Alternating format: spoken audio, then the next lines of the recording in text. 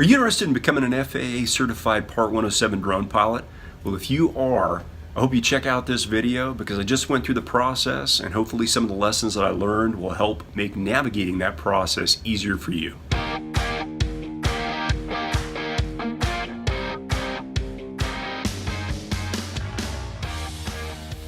What is up, guys? Good morning. Thanks for stopping by the There's Something Better channel on YouTube.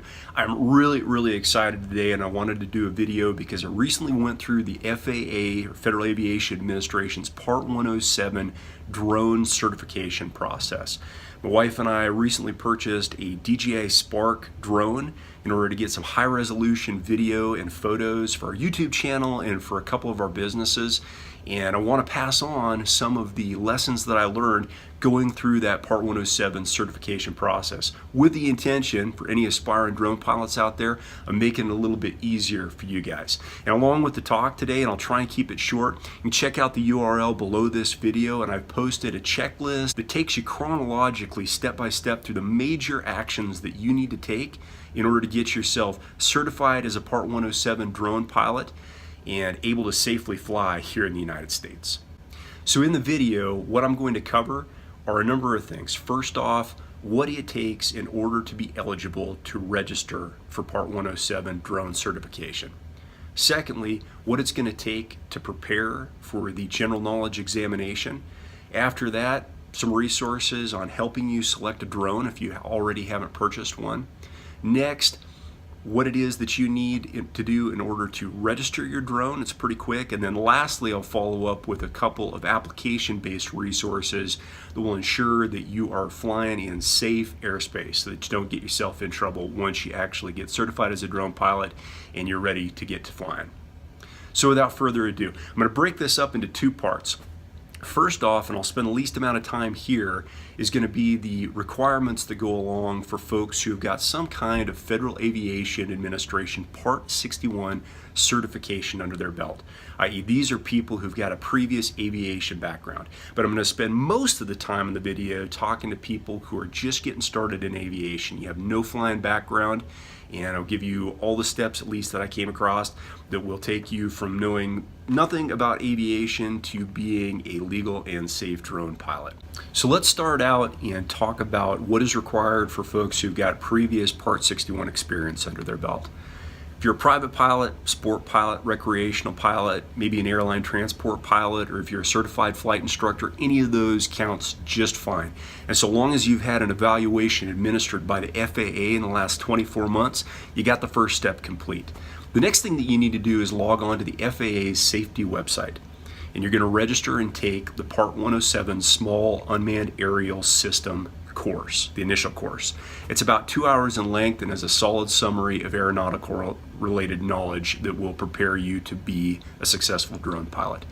After you've completed that course, you're going to take your certificate, print it out, then you'll log on to the FAA's IACRA website, and you'll fill out Form 8710-13, which is your application to become a drone pilot and gain that certification.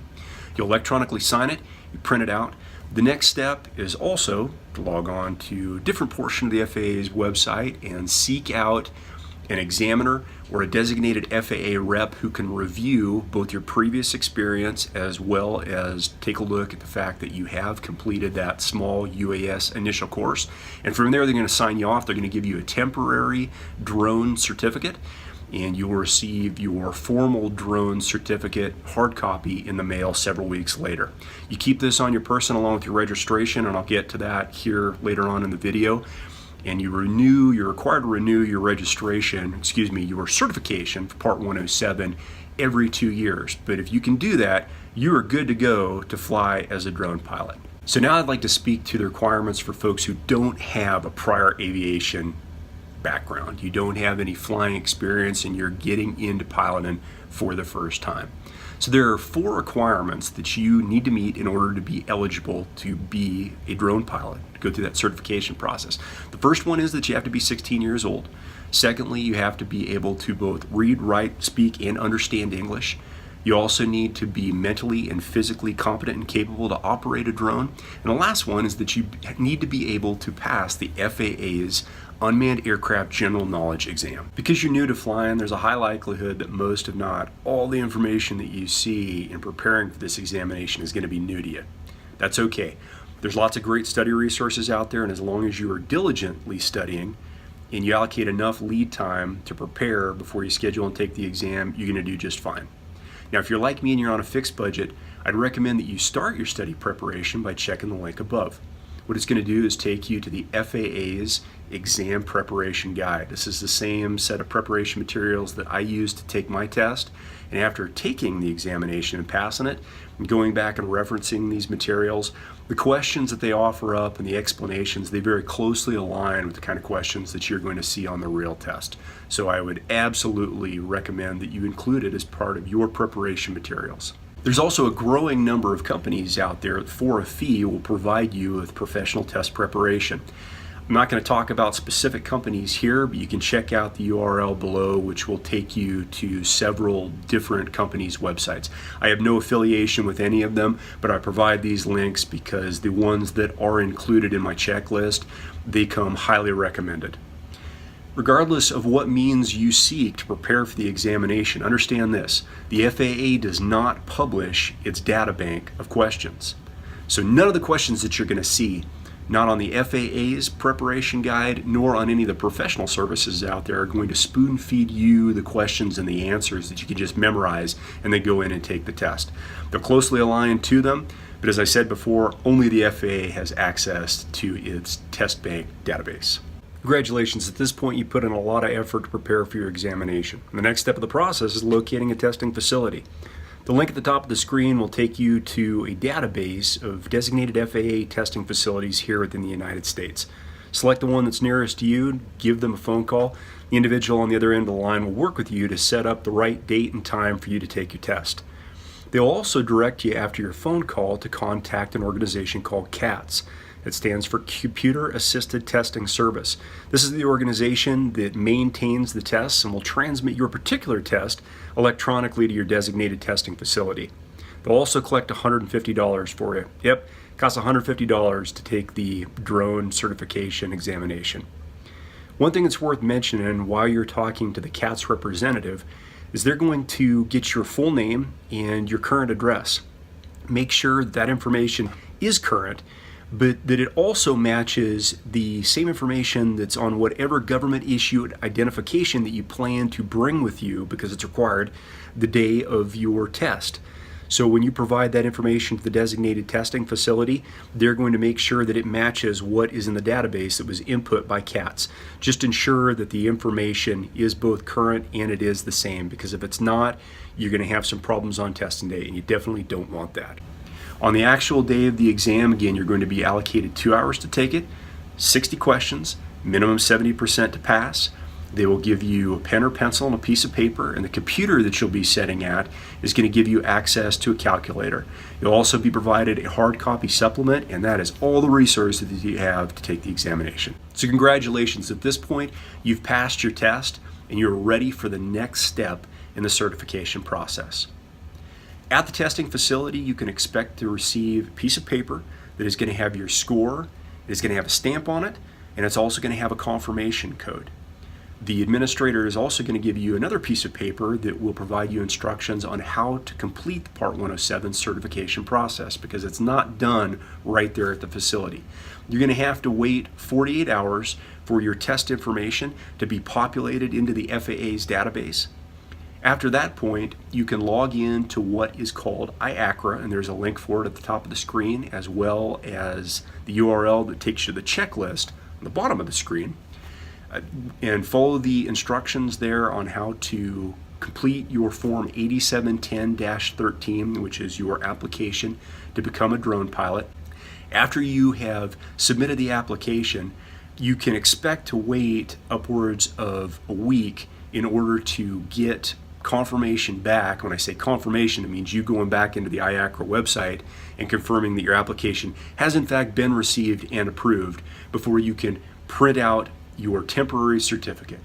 Your temporary certificate needs to be on you anytime you're flying, and you can expect to receive the hard copy certificate in the mail from the FAA a number of weeks later.